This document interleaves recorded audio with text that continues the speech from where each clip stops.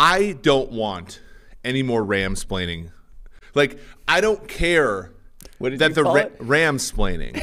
Like, the whole offseason when it's like, oh, look, Les Snead read Thinking in Bets by Annie Duke. Or, oh, they're finding all these edges where, this might look really freaking stupid to trade 2 first-round picks in your starting quarterback for Matt Stafford because Matt Stafford's a coach killer.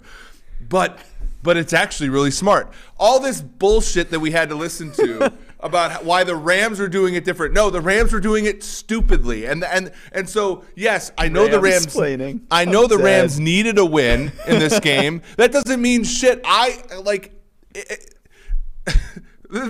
Houston Texans needed a win today too, and they couldn't beat the Jets. It doesn't matter.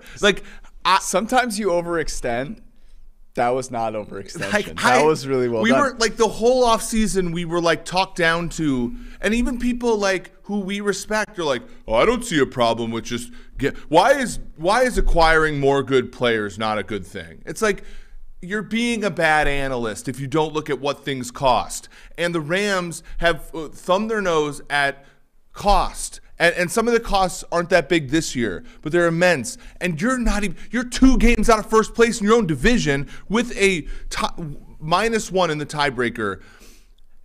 And this was your all-in season. We were patronized about how this was supposed to be different. And actually, no, they do really well with their 5th, 6th, and 7th round picks. You're overlooking them. And this team stinks. And they go to Lambeau today. So harsh. And they play a team. So harsh. The Packers, I love, like I said, I'm a huge fan of the Packers. Their team and how they're constructed. Packers gained 5.1 yards per play today. Okay? This isn't Bart Starr and this isn't a good Packers team. Well, the Packers are a good team. Yeah. What needs to be underscored here is that the Packers have a quarterback with 9 toes, okay? Mm-hmm. An offensive line that no one could name any players on against a team that had all their players. Now, and this has given them such beer goggles that we're supposed to be impressed with A.J. Dillon touching the ball 25 times for 90 yards. You're letting 3 people on Twitter dictate this podcast. True, so we're not going to let that. We're not letting that happen. What I do think is interesting though is because the narrative is going to be, well, Matt Stafford is hurt, and you made a good point on our Wednesday podcast. It was yeah. And if you weren't expecting Matt Stafford to get hurt, what league have you been watching for the past 10 years? Did you think that you left his injuries in Detroit, you were going to get this homeopathy that Aaron Rodgers was getting in freaking homeopathy? Bro. Homeopathy. Get it right, okay? No, but it's interesting because there is something to be said for a really good team, and I think this needs to be discussed a little bit. Sean McVay has, I would say, in a lot of ways, been an above-average NFL coach. Mm-hmm. But in a lot of ways has made a lot of suboptimal decisions. Clock management, game management. The end of the game against the Packers was a masterclass in... It was not good, okay? But there's also, and I want to give LaFleur a lot of credit for this. That team was banged up to shit. And last year in the playoffs, when they were banged up, just without Bakhtiari, was the guy. Everything fell apart. They lost a 1-score game to Tom Brady. Fell apart. And the fact that they have Devontae Adams, but no, I mean, they don't have Odell Beckham. They don't have Robert Woods. They don't even have Tyler Higbee, honestly. And they move Devontae Adams around so much. He continues. I mean, he had over 100 yards in that game against a Rams defense that has stars everywhere. Yeah. They should be able to take away one player, right?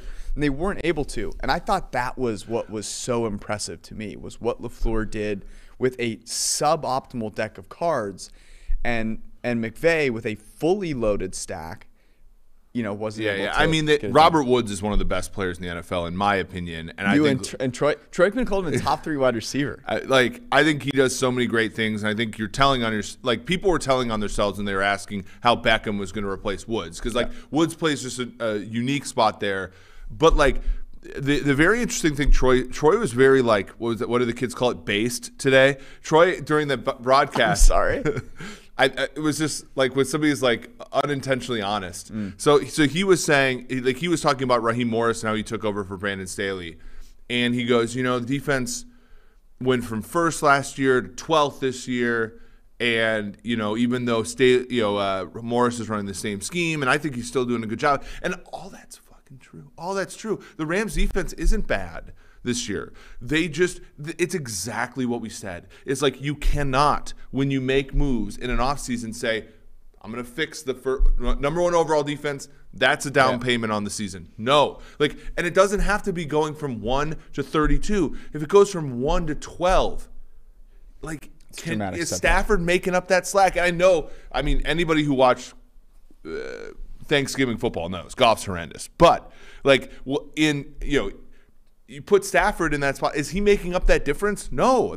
Evidently no. And this team, again, we could be just overreacting to a few games, but this is the Rams. Whenever they've placed a team that is any good, they just can't win. And they're undefeated against teams under 500. And they get the Jags next week, so they'll be. We'll be back to more Rams-splaining next week. But but they are, I believe, 1-4 now against teams that are above 500, and they have the sixth. They have the entering this week 6th hardest remaining schedule, and that includes a Jaguars game.